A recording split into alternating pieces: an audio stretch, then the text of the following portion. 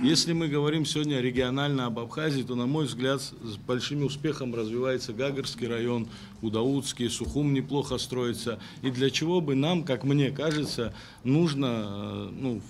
застраивать город Сухум, Гагру, где и так есть абхазский инвестор, слава богу, справляющийся с этим, новые отели строятся, новые гостиницы строятся, и мы туда пускаем конкурентов, которые могут, в принципе, сделать так, чтобы завтра абхазский инвестор оттуда ушел. Вот, например, моя позиция, она была давно известна, и в прошлом созыве парламента об этом говорил, что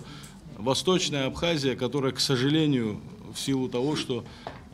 все послевоенные годы и во время войны пострадала, да, безусловно, мне кажется, что вот такого рода проекты мы должны рассматривать на территории Восточной Абхазии, в первую очередь. И если это так остро воспринимается в абхазском обществе, может быть, консенсусным решением было бы